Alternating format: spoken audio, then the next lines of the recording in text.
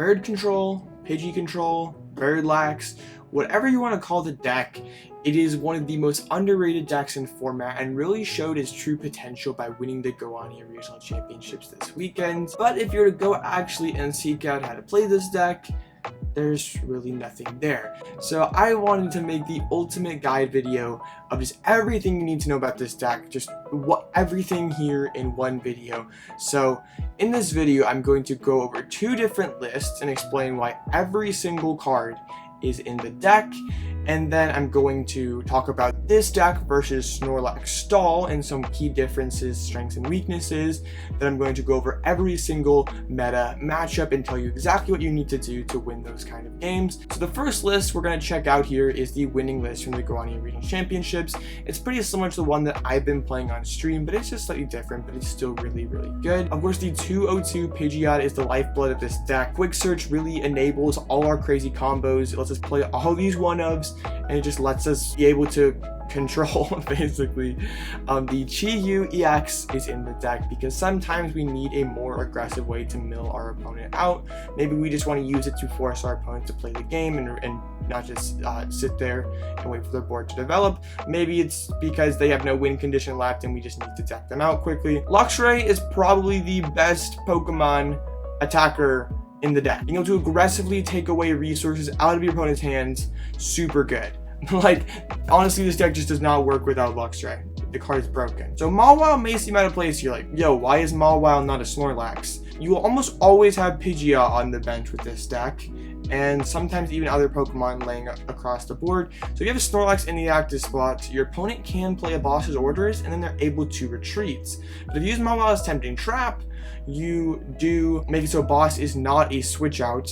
They have to actually play a switch to move their Pokemon. The reason though we're not playing a super like heavy Mawile build and like we're still playing a Snorlax in here is we're attacking with Mawile. We're not able to draw cards with Rotom. The balance here is pretty good.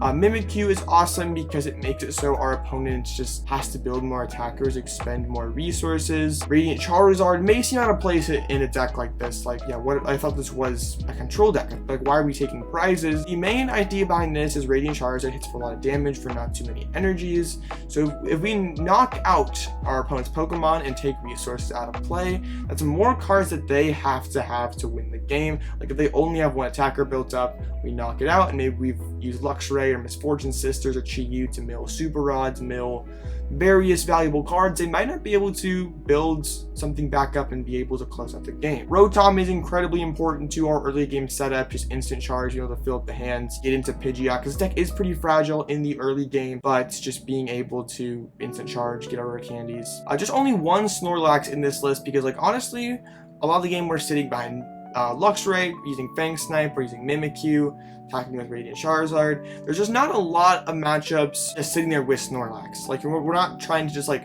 keep throwing Snorlax in the active spot and grinding our opponent down like the Snorlax Stall deck. We're just sort of have this thing to maybe force out a boss, force out a switch.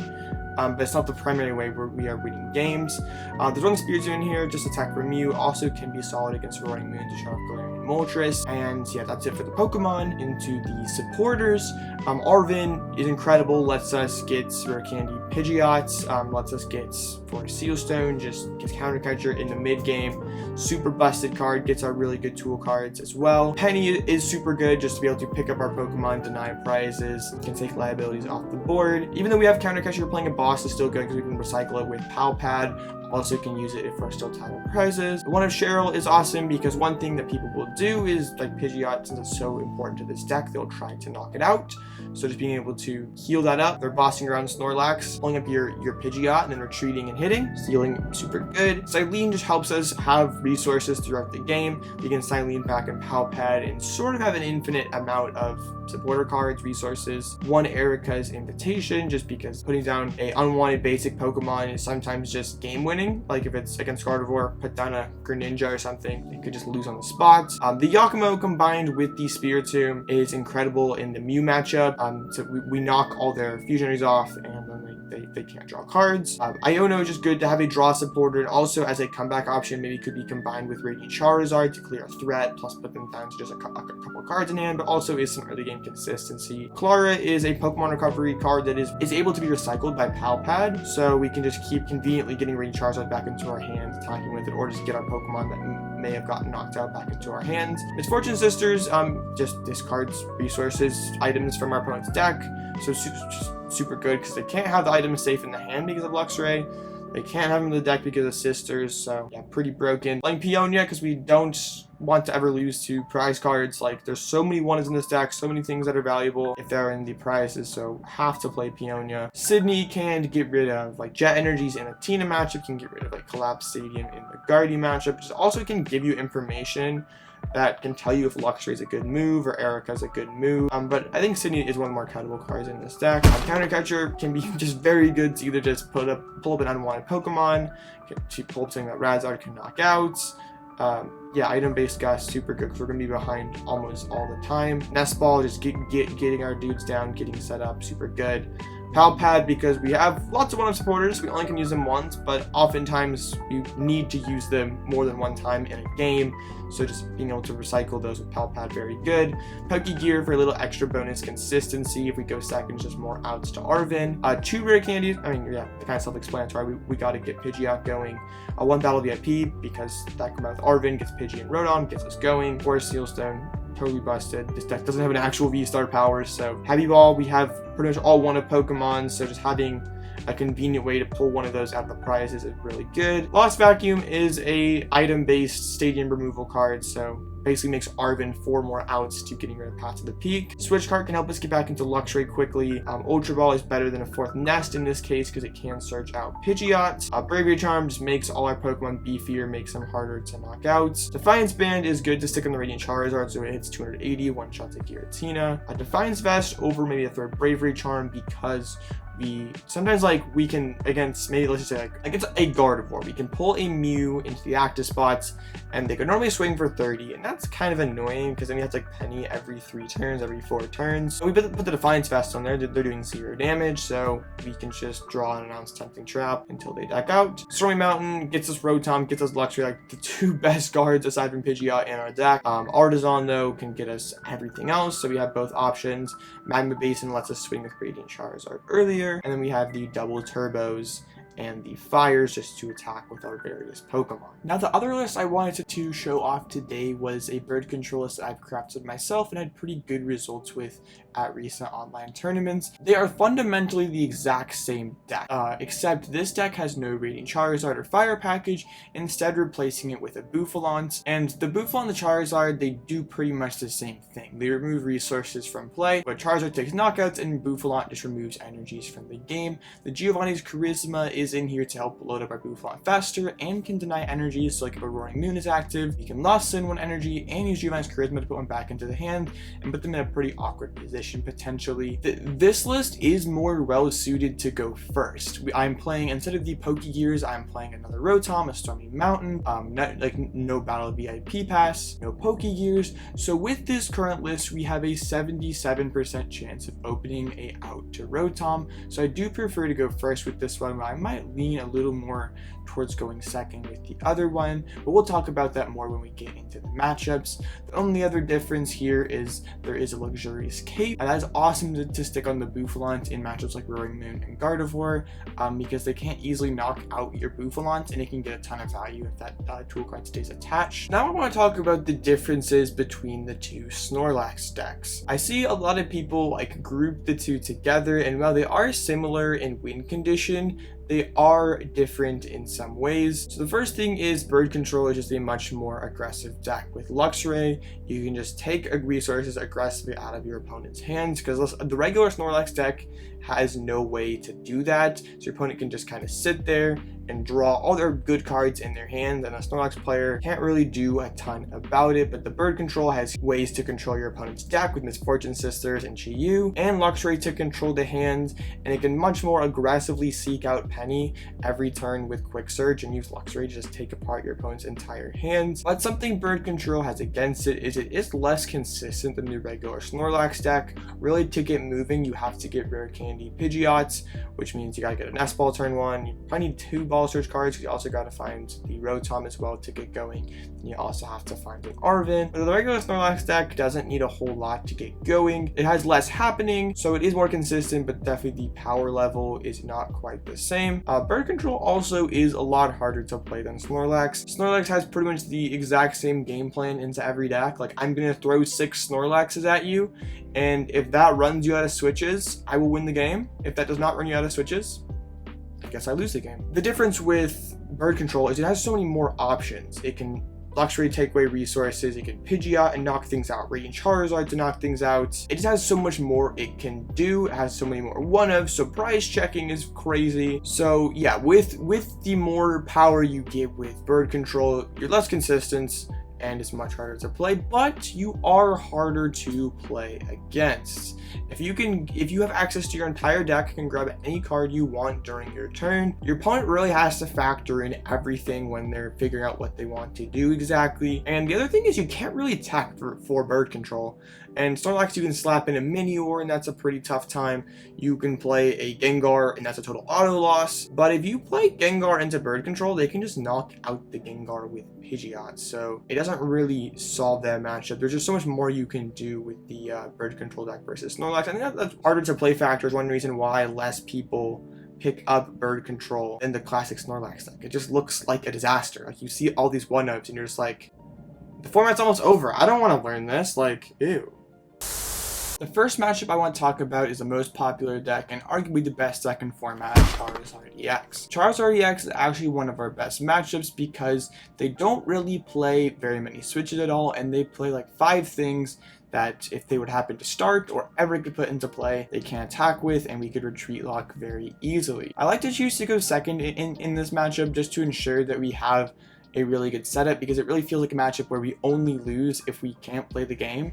So just being able to play Arven turn 1, that little extra consistency boost does seem worth it. And if they go first and they want to try to knock out our Pidgey on turn 2, they really have to have an incredible hand, or more likely have to bench Rotom, have to bench Mew and the Minion to even be able to attempt that play. And it's not only Retreat Lock that poses a massive threat to them, also Mimikyu is a challenge. They play the new Charmeleon that's immune to TM's evolution and Sableye, which is nice, but in fact it's not very good in this matchup because it hits for 50 damage instead of 70. So Mimikyu is only one-shot by Radiant Charizard, which is just not a very efficient attacker for them. So what usually happens is I like to lead off with Luxray, because not only could this poke important cards out of their hands, they sort of necessarily have to play slow or bench a bad Pokemon that can get trapped. And one thing they can do is if they don't want us to trap any things, and a lot of lists are cutting Echoing Horn, they can Ultra Ball away or Lost Vacuum away all their trappable Pokemon, and that's fine. We can win with Mimikyu, we're okay with that. So back to Luxray. Luxray is not only good to get rid of Super Rods, Boss's Orders, Switch, maybe even Rare Candy, it also baits out the Charizard EX, which is exactly what we want our opponent to do, because once they maybe go like Lost Vacuum, Choice Belt, one-shot Luxray, then we send up the Mimikyu. And then they probably go and spend all their bosses to get around Mimikyu and maybe get 2 to 4 prizes out of it. Like if they boss up Pidgeot, we can Cheryl. We try to penny up our Rotom, so that doesn't happen, but it doesn't always work out that way. Then they have no way to get around Mimikyu, so they have to retreat into either a Charmander or a Charmeleon. And then it just becomes our counter catchers versus their Super Rods. We keep pulling back up that Charizard, and they just keep trying to retreat it, and eventually they usually run out of Super Rods. I did mention how we like putting that Charm on that Luxray to bait out that Lost Vacuum, and baiting out the Lost Vacuum is actually super important, because then if we get a Defiance Vest on Mimikyu in the late game and they're totally out of Lost Vacuums, Charmander does 0 damage and Charmeleon does 10 damage, so we don't even have to penny very often at all. Yeah, if we ever get to that point, it's pretty much just penny loop until they deck out. but also we can just boss up that Charizard until they run out of energies, and we can just deck them out with GU, or they could just start bad Pokemon, gets retreat locked. The difference between the Bouffalant and the Charizard build doesn't matter a ton in this matchup. The GU can help you win faster, but also the Bouffalant can potentially lost zone energies and make it even harder to use the Charizard EX. So really not too much of a difference here. If anything, give the slight edge to the Fire build. But yeah, incredibly favorite matchup, and honestly one of the reasons to play this deck. Next, I want to talk about the two aggro decks, Roaring Moon and Miraidon. First, we'll do Roaring Moon. Roaring Moon just keeps trending up in play rate after kind of struggling out the gate this format, and that is a little concerning for bird control. Roaring Moon is one of the few decks that consistently attacks turn 1, but also with almost every list playing 4 Pokemon catchers, it's really easy for them just to knock out whatever they want turn 1. It's really important that we go second in this matchup because we just really have to set up. If we go first, actually a solid chance where we just get donked, or like a Rotom gets knocked out, or only Pidgey gets knocked out, and we pretty much just lose the game. So going second to slow down their setup and also just make it so we have the best setup possible. Super good move. Putting Charm on Rotom to force him to Frenzy Gouge can also be a pretty solid move. There's really two ways I thought the Roaring Moon player will try to play this matchup. They will either try to just super slow down, like they figure, well, hey, if I don't bench any trappable Pokemon, like what are you gonna do? I'll just slowly manually load up a Roaring Moon and everything will be okay. And if they do this line, Charmed Luxray is super goated. It just takes all the good cards out of their hand and forces them to Frenzy Gouge it back. And if we get a couple Fang Snipes, they might have to knock themselves out with Frenzy Gouging. It also does give us information on their hand, which might tell us if Erika is a good move, and we can put down a trappable Pokemon anyway. So usually this line is just not very good for them because by the time they actually start taking knockouts, they've lost too many resources to Luxray and Misfortune Sisters, have a tough time building up additional Roaring Moons because we can price trade with them. Like if they use Frenzy Gouging, we can respond with the Blustery Wind, and if they just have a fresh Roaring Moon, we could use Radiant Charizard to take a big one hit. If you're gonna try to go that price trade route, I don't hate setting up 2 Pidgeots just so you can attack with one and force Gouge back and then attack with the other one potentially, but I don't think it's necessary. And I guess even setting up 2 Pidgeys early does prevent the Pokemon catcher knockout taking out your only Pidgey. But most commonly they would try to pop off, and like I said earlier, they'll probably have to bench a Squawkabilly or a Greninja or a Mew. Then it just becomes, can they take 6 prizes faster than we can retreat lock them? Mawile is super important in this matchup because they do play a decent amount of Gust. Mawile makes it so that they have to play a switching card. If we trap something, they can't just Gust around a Snorlax, retreat, and take 2 prizes. So Mawile really shines in this matchup. So if they go this aggro route, just every turn we just try to Gust up that Pokemon that can't attack, can't retreat, use Mawile's Tempting Trap, and then if they just sit there and don't have an option immediately, we just try to aggressively chain Misfortune Sisters, try to get rid of the switches, energy switches, dark patches, just whatever valuable card, because there's a chance if like Misfortune Sisters does mill enough good cards, we eventually could go back into Radiant Charizard price trade routes.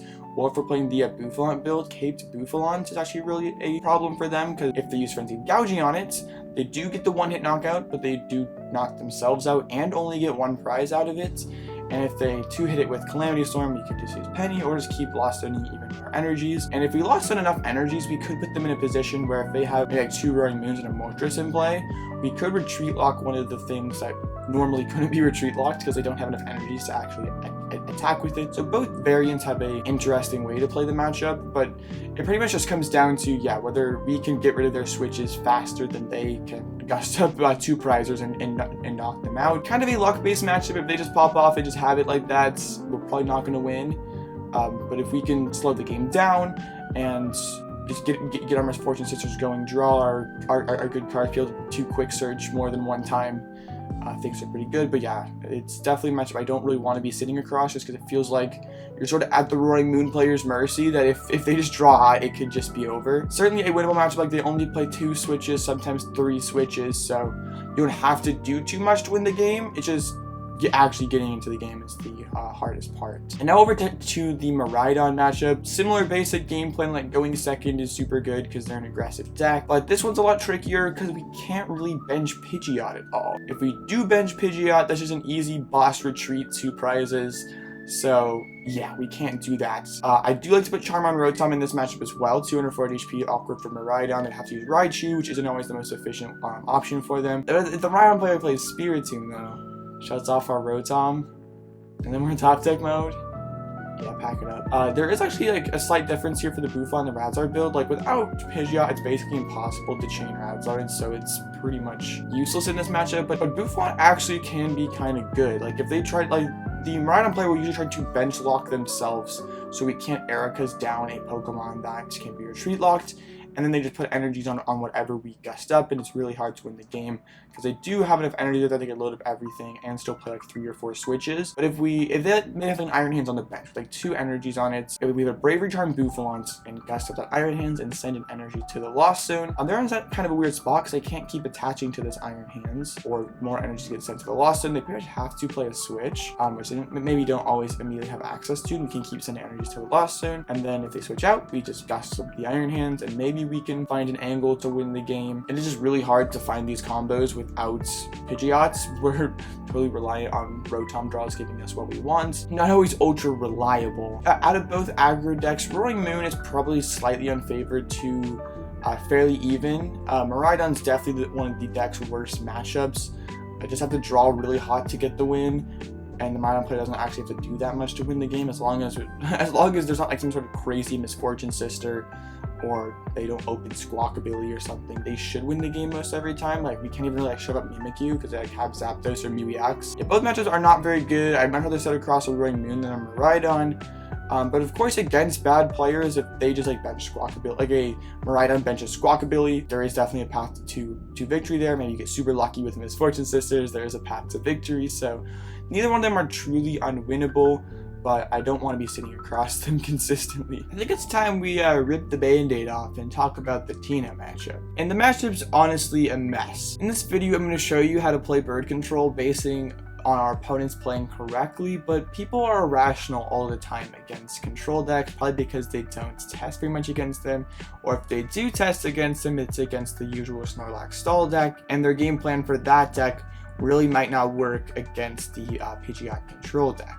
So against Giratina, like common knowledge against the Snorlax stall matchup is just Abyss Seek until you're ready to start shredding, and you shred through other Snorlaxes, and they pretty much don't have a way to run you out of switches. But in the bird control matchup, if you just have that one Giratina that you're shredding with, I will eventually knock it out with Radiant Charizard. So first or second is actually a really interesting question in this matchup. If you go first, there is no threat to Pass the Peak or Spiritomb denying that initial instant charge. It also gives you the first turn of evolving, doesn't let them maybe Moonlight Shuriken or go Boss Krim as easily. But if you go second, you get to deny Abyss Seeking, you get to deny Colress, and hey, they may not be playing Spiritomb at all. So I think if you're playing the Charizard list that is playing the Pokegears, you're a little less good going first. I wouldn't hate blindly going second in this matchup and then regrouping if they happen to play Spiritomb. But if you're playing the Bouffalant list with the higher odds of opening up with Rotom, I think the first is probably the correct play blindly. But now back into the gameplay of the matchup. As soon as we were able to, we wanted to start using Fang Snipe. They have so many important resources: Boss's Orders, Super Rods, non-switch cards, Path to the Peak if we have no Path Answer in hand, even Mirage Gate can be kind of good, and yeah, they have Abyss Seeking, so they're filling up their hand with good cards, and we use Luxray and discard them, and eventually they are kind of at the crossroads. Do I start shredding because I don't want to lose these energies, or do I just lost impact and get rid of this Luxray for good? A lot of people will choose to go down the shred route, which is actually the worst thing that they can do, because I will keep Fang Sniping away all your good cards. I'll Penny and heal,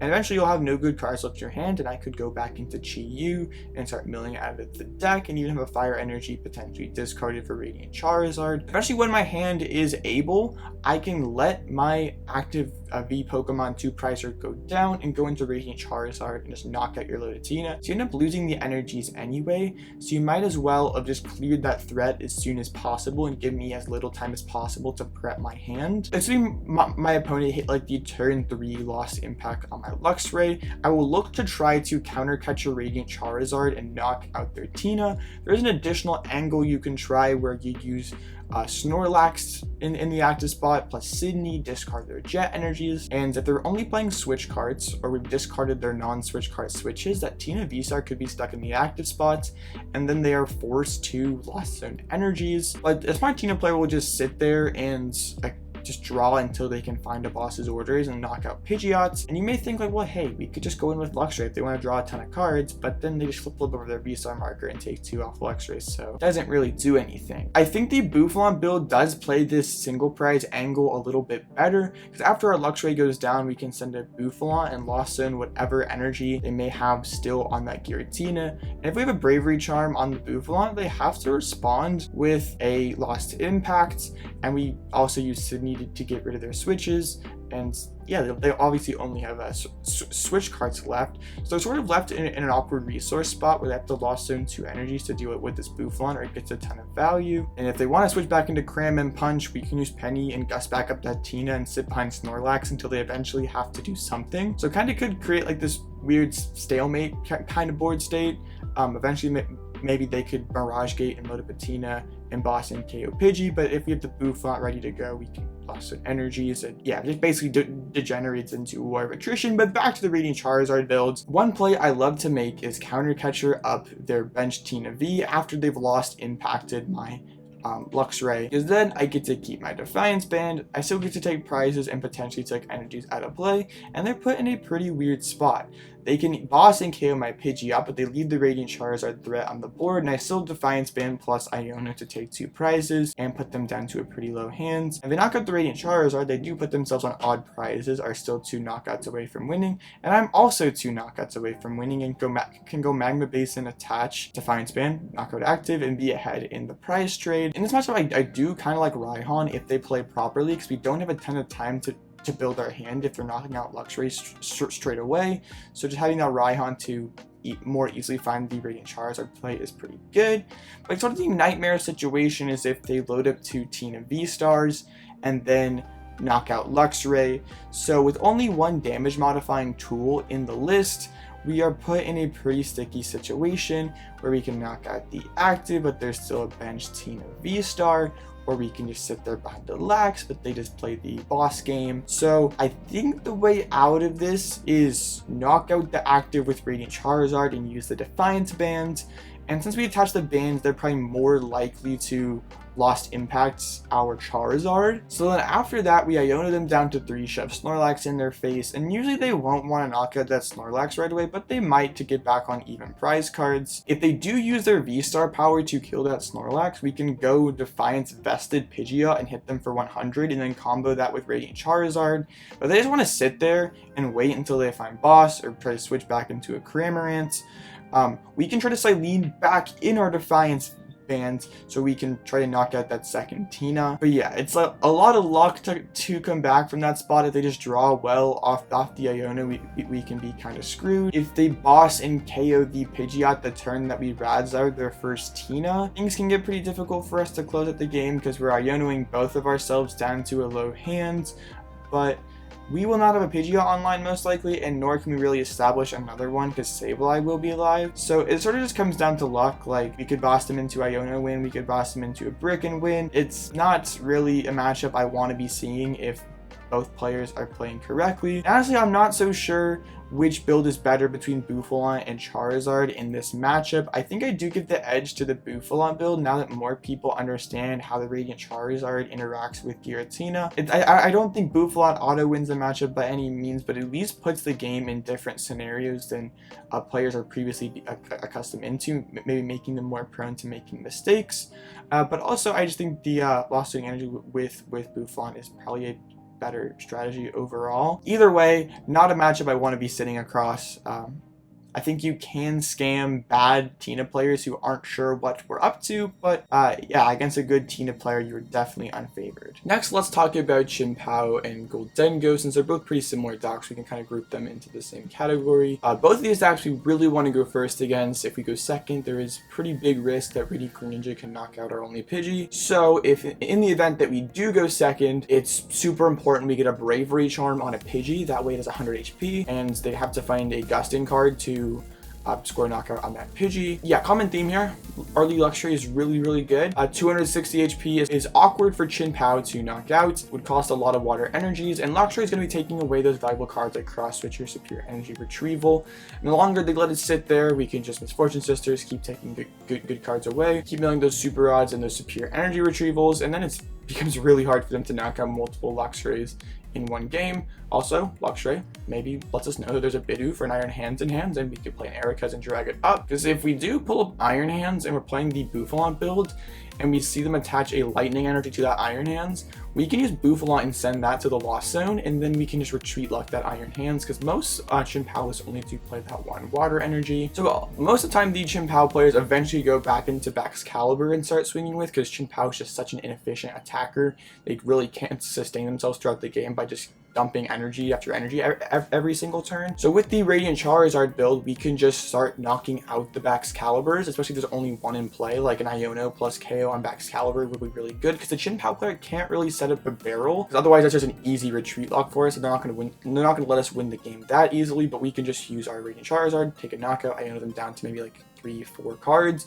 and then they have to have a pretty solid hand to bounce back from that. And if they don't, we can just use another counter catcher and Switch Cart, knock out the other backs, and then just clean it up from there. The Bouffalant is not quite as good as the Charizard in this matchup. We could maybe push up Charmed Bouffalant and start lost-sending some energies off of Baxcalibur, and maybe try to force them to spread their energies everywhere, and that play could work. It's just not quite as reliable as the Radiant Charizard just straight up taking the backs out of play. I guess we still could do like a Bouffalant plus low hand Iono play and force them to actually draw into a energy card to swing again. So it's not entirely worthless in this matchup. Usually you just eventually win by just running them out of resources with this build. Misfortune Sisters is just so lucrative, but it is a kind of sketchy matchup because it can go off the rails quickly if they hit a early Radiant Greninja snipe on your Pidgeys, or maybe they high roll an early like Cross Switcher KO on a Pidgeot with Chien-Pao, because even though that is a costly knockout, shutting off your entire engine for the game is really good, because like if your only Pidgeot dies, it's really hard to ever establish a new one. I mean, you can do the Charmed Pidgey Blade, but it's sort of tough. So Chien-Pao is just like their resources are super exploitable, so it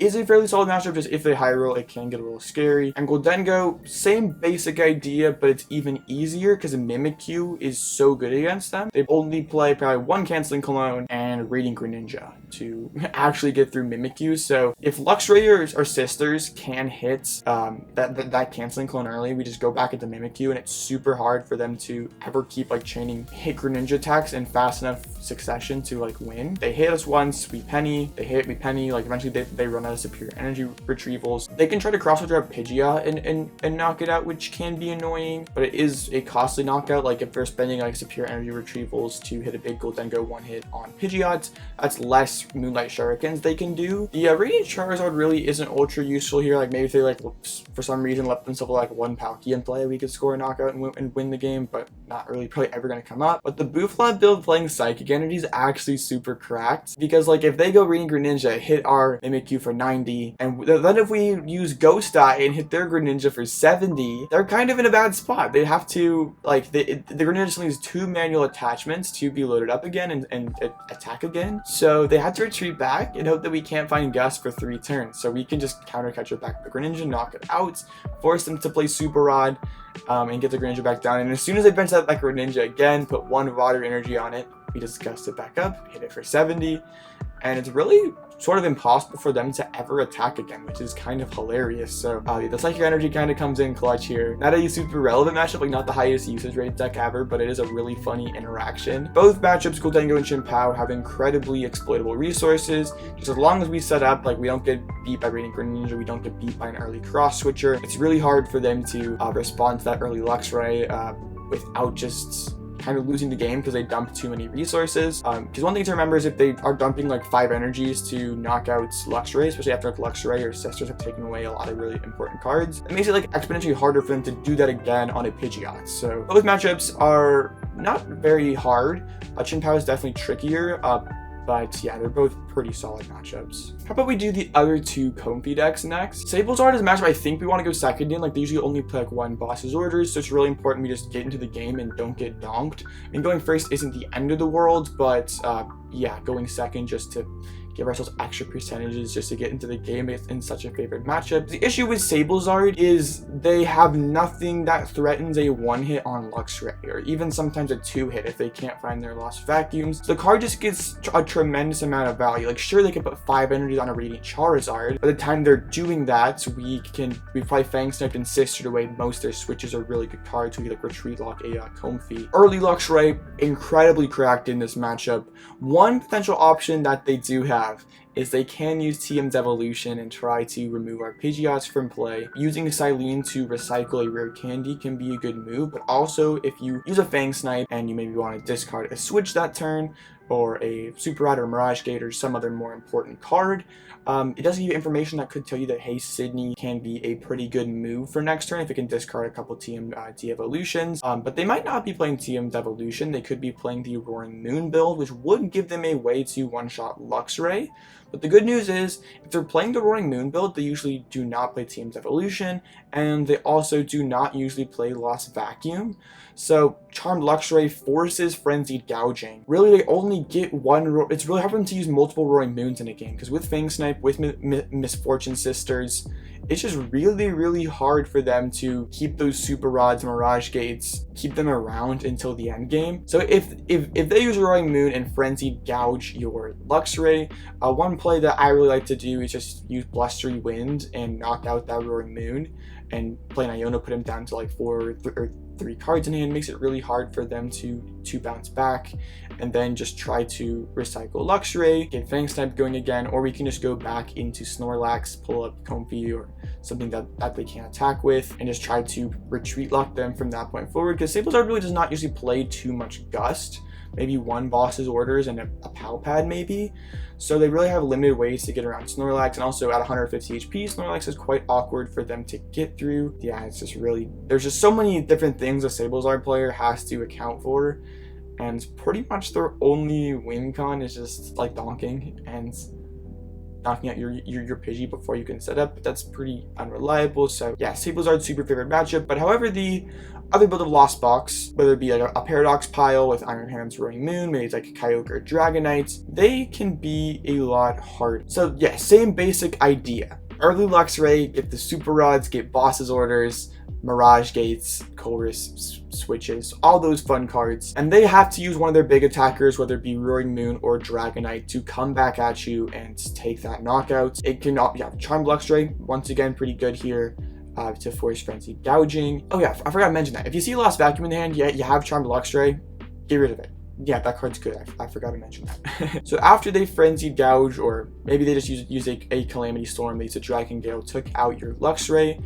If you've like discarded enough Super Rods or Mirage Gates with Luxray and Sisters, because it does take them some time to build up to that Mirage Gate play, because they don't really want to like aggressively cycle through Comfies, because that just burns through their switches, makes it harder for them to last until the end game. We've usually got a ton of value out of Luxray discarded, maybe a Rod or 2, a Gate or 2. We can use Radiant Charizard to knock out whatever they knocked out us with, and it can be really hard for them to find that attacker once again. Maybe they can go Kramer or Sableye. We're totally fine against that. We can even just use Clara to get back Luxray, like Penny up the Rad Zard Fang Snipe again, force them to actually really have to set up another attacker. We also could go in with the Chi-Yu and just start aggressively milling cards, because like a Defiance Banded Chi-Yu would not get 2-hit by a Cramorant. So if they can build up a second big attacker and take 2 prizes, that would still only be 2 prizes remaining for them. We could use Radiant Charizard, knock it out again, and it's pretty much impossible for them to set up 3 big attackers in a single game. So maybe they took 1 while we were setting up, maybe take 2, or maybe take 4 with their big attackers in the course of a game. That's still only 5 prizes. So as long as there's not like a Lost Mine prize laying on your board, you can just win can win the game cleaning up with like Radiant Charizard or Blustery Wind. The Bouffalant build is actually worse in this matchup because lost tuning a single energy is not as good as just taking the whole thing out of play. Like if you're lost tuning a single lightning energy, like usually Lost Box is playing 2 or 3 of those, so they can just attach another one, knock out the Bouffalant, and yeah, you gotta somehow find a way to do that again. So early Luxray is still pretty lucrative. You just like have to get it maybe a little luckier with sisters and win by retreat lock. You're probably not prioritizing rods. You're probably more heavily prioritizing these switches in the hand and trying to win with retreat lock. But yeah, it becomes a lot less good when I can't just go like load up a Rad Zard and just nuke their active.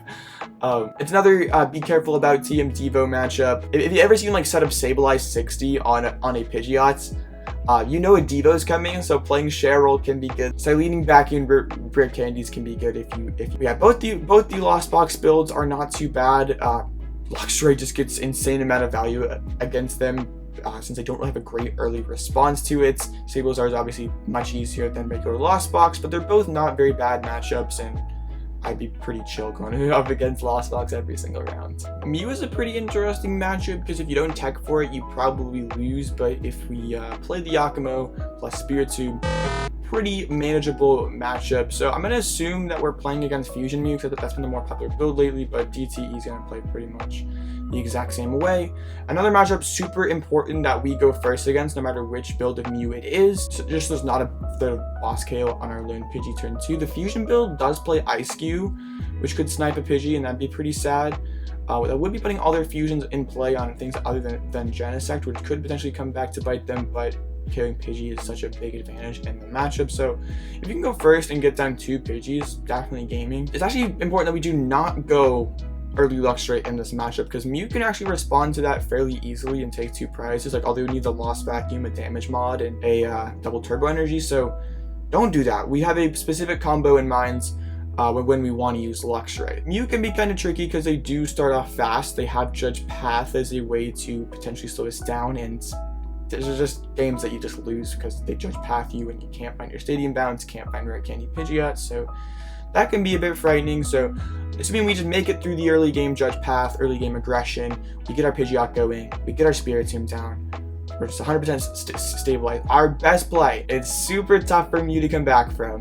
We put down Spiritomb, send up Charmed Luxray with a double turbo energy on it. We play Yakumo, getting rid of all their energies that they may have had stored up in play on Genesect to draw cards, on Mew VMAXs, and then we counter catcher up a Genesect and Fang Snipe. I think our highest priority would be like at least a Sparkle or an Out to It or a Switch, because then the Mew player kind of needs like an impossible combo of cards. They would need a Switch, they would need a Lost Vacuum, they would need a damage mod, and they would need an energy card. All of this while they can't draw any cards. So we just keep doing this Fang Snipe play. We can throw back in the Yakumo so they can't ever stash an energy. And the Mew's basically just in top deck mode. Sisters can be good to grab damage mods and switches. And usually eventually it comes to a point where they don't have any good cards that are worth Fang Sniping away. And at that point we can go back into Chi-Yu and start discarding cards out of their deck, and they really have to eventually start getting going, or we're just going to deck them out or discard too many good cards that they can't win. So if we ever get to that point in the game, we pretty much win unless the Mew just has the nuts. If they can save their Forest Seal Stone for later in the game, and maybe like Forest Seal for an Iono in that spot, or Forest Seal for Sparkle, they maybe could get out of it, but like it is hard for them to actually have that banked up. And we even could use Lost Vacuum if there's just the one Forest Seal Stone in play. With the Bouffalant builds, there is no Mew tech, so this matchup does become a lot more difficult. But if you want to beat it, you could play Yakumo Tomb, and that pretty much wins the matchup. I just haven't been playing it online because for whatever reason there's not a ton of Mew online. It's kind of a meta-dependent tech package. Like if you're not afraid of Mew for whatever meta you're currently in, like at your locals there's no Mew, then yeah, feel free to take those cards out. But if you're afraid of Mew, maybe you're going to Vancouver, your local event has all the Mew bots, then go ahead, play the Mew tech. Scary matchup because we can lose to just Judge Path variants, but if we get into the game, achieve that Tomb, Luxray, counter catcher Yakumo play. Really tough for them to come back from. They would just eventually deck out because they run out of switches. Yeah, if we achieve that play, we pretty much win. It's just actually getting to that play can be hard sometimes. I'm not sure. Actually DTE and Fusion Mew are both tricky for different reasons, because Fusion does have the capacity to be more aggressive. DTE has the more heavy judge path.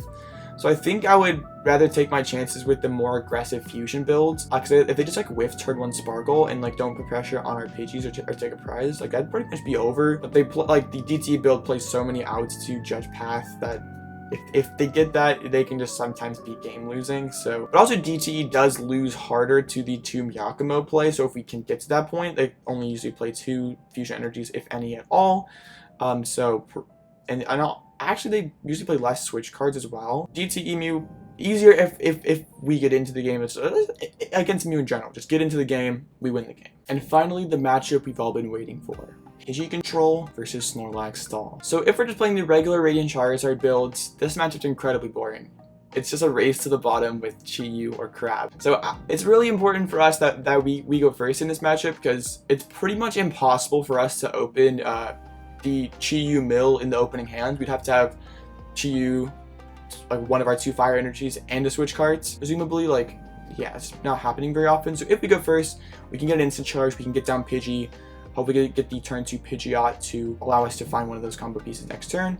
And as long as we use Chi-Yu before our opponents, we should always win the deck out race. One thing though, since there's the 3rd Pal Pad over the Cyllene in here, it can get milled with Misfortune Sisters. We are dependent on Cyllene flips, and Cyllene does put the cards on top of the deck. So anytime we do hit heads with Cyllene, we have to immediately shuffle the deck so those cards don't just get milled by Crabominable. So let's just say in a hypothetical scenario, we did not Chi-Yu first, my opponent did. Then what do? Like, we're relying on Cyllene flips, we have to get like super lucky to get back into the game. Wrong. One play you could do is you can maybe Boss's Orders up a Snorlax and use Luxray Fang Snipe and discard any Penny or Switch card they might have in hand, because they don't have Pidgeot. They can't find their card on a specific turn. So if they do want to pick up this Snorlax, they'd have to have like 2 pennies or another Switch card in hand, and it's really hard for them to go and find them, because like if they instant charge and try to draw into the penny, we Fang Snipe it away again. So they pretty much have to top deck that good card. So we can continue Fang Sniping and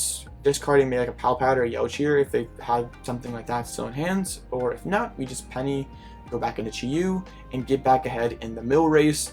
And if you ever notice that they're like down all their pennies, you can boss or Erika's down a Pokemon, pull into the active spots, and like force them to play Penny for as supportive return instead of like Sisters or Cyllene. It's kind of a boring matchup. It's pretty simple. The Bouffalant build is probably better actually, because they play 1 energy. If they attach that to their Crab, start milling, what if I just send it to the Lost Zone? They can't proactively win the game. So eventually we just Luxray, discard all their trainer cards. And you might think, well, Blitzel, you don't play any mill in your Bouffalant list. Don't they just like Pidgeot infinitely? No. Eventually, since their deck is mostly trainers, we get to the point where they have fewer than 6 cards remaining, and we can just play an Iono and force them to draw their entire deck. And if they do want to hold on to a bunch of Pokemon and be like, well, yeah, you can't discard these Pokemon, so I can't get decked up by Iono, you can just keep using Erikas and bench lock them out of the Pidgeot. So very favorable for the Bouffalant builds, or even the Chi-Yu build, just with the Luxray play. Still makes the Snorlax Stall matchup pretty solid. And now like we can briefly touch on the control mirror. It's actually pretty similar, like a Chi-Yu race. If you have the Bouffalant to send energies to the Lost Zone, that can be really good. If one player has Yakumo or Sidney and the other one doesn't, they're definitely favored. Just being able to take the special energies out of the hands or out of play can be really good. But it's actually kind of a weird matchup, because you don't really want to keep like the important cards in the deck to get like Chi-Yu milled, but you don't want to put them in the hands either to get Luxray milled. So it can kind of just come down to luck. Like, my sisters hit double pad, my Chi-Yu hits Cyllene Pal Pad, I guess I just win. But the Bouffalant build does make them have to kind of tread carefully, and we can just Luxray and pick apart their hands. The control mirror is definitely more interesting than the control versus Snorlax Stall matchup, but it's still kind of a boring matchup. The regular Snorlax Stall deck, I'd say, is a pretty easy matchup. But you're kind of trolling if you're playing Snorlax Stall in 2024. Like, come on, dude. The control mirror, pretty interesting matchup. One I think actually is pretty fun. It just kind of doesn't finish very often in 30 minutes. If you had like 40 or 50 minutes, you maybe could finish a game, but a lot harder in just 30-minute best of one. And just play the Buffalo and you win all the mirrors. So that's it for the matchup portion of this video. Hey, this is Blitzel from the future because Blitzel from the past forgot to record Gardevoir, so I think that's a pretty important one to have in the video, so yeah, let's talk about it. So Gardevoir has a lot of Pokemon in their deck that they just open with. The game is pretty tough for them. They have Manaphy, Radiant Greninja, Jirachi, Celebrations, Mew. Most lists nowadays are playing Professor Turo, so that's what we'll assume just for this matchup breakdown. The Gardevoir player really has two different lines that they can choose to go down. They can either have a really thin bench and only have like maybe 3 or 4 Pokemon in play, so not bench locked, or they just completely bench lock themselves. And the reason why they would go with the super thin bench is because they do not think people would put Echoing Horn, and they're not afraid of Erikas because they can just refinement away any trappable Pokemon that they might draw into, and most lists nowadays are not playing Echoing Horn, so there's no way to punish that. So you might be thinking like, well, if they just have a Guardiax, Zacian, and a Refinement Curlia, that's like 9 energies total in play. They can attack with everything, and how we win this game. If we're playing the Charizard build, we can actually start taking knockouts with Radiant Charizard. We could use a Mawile and then use Mawile to give Charizard the plus 90 damage on the following turn, then knock out their big Guardy EX and combine it with an Iono, and then they're kind of in a weird spot where they like just have a Refinement Curly on the board, maybe like 3 or 4 cards in hand to work with, and if they do knock out our Zard, we can respond back with a Radiant Charizard on the Zacian, so actually creates a pretty interesting board state. If we're playing the Bouffalant version, we really try to prioritize Lost Zoning their energies early in the game, because then even if they only have 3 Pokemon in play, they still could only have enough energies to attack with 2 of them, and we could win with Retreat Lock. And also, if they're going with the super thin bench route, they can never take advantage of Collapse Stadium, or it's much harder for them to do so. So that's just one more energy recovery card that they can use, because the Guardian player has 12 energies, so enough to attack with 4 Pokemon. They have Boss's Orders, which can let them retreat, and then they also have Professor Turo, lets them pick up a Pokemon, discard the energies, and they can attach them elsewhere, and the same basic vibe with Collapse Stadium. Good. Really early in the game, we want to use Chi-Yu, use Luxray, try to get those Collapse, Boss, and Turo found really early. As many of those as we can discard, the better. Because one thing is, if they want to knock out the Luxray, that's a lot of energies they have to commit to the active spots. They're technically losing faster. So a lot of times people will go with that thicker bench, especially in closed lists, because they don't really want to call your bluff that you're not playing Echoing Horn. And it's just also kind of a risky line to go down. So if they go with the entirely full bench, probably a couple Ralts, a couple Curlias, Guardy EX, Zacian, Shining Arcana Guardies, just bench locked with 5 attackers, because if they have Teleportation Burst Ralts on the bench, those only take 1 energy to switch, and then all their attackers take 3 energies. Assuming each time they attach 3 energies, that's taking a knockout. They can take 4 prizes with all their energies. Turo finds them a prize, Collapse finds them a prize, Boss could potentially find 1 or 2 prizes. So that's kind of daunting, right? So we have to find some ways to deny prizes, like we can do, like I said, and try to mill Turo, hit the Sidney to hit Collapse Stadium, or hit reversal energies can be super good. Or if you're playing the Bouffalant version, you can just Lost in some energies early, because they usually try to develop with a Mirage step, leaving energies in play early on. Once they've taken a prize card, we just every single turn we put a Snorlax, put a Charm on it, counter catcher up something new, put 3 energies on it, and just rinse and repeat, penny it up. Because the Charm Lax is kind of awkward for them, because their attacks are 150 or 190 HP, and if they want to ramp them up faster, then they're also letting us win faster, so it's kind of a interesting decision for them. One thing to remember is if they ever Collapse Stadium and leave themselves with 4 bench, we can bounce the Stadium and use Erikas and potentially hit a Pokemon that they weren't expecting for us to be able to put onto the bench. It's really important we get a fast start against Gardevoir. I guess I didn't mention this earlier, but going first is awesome because Guardy loves to go first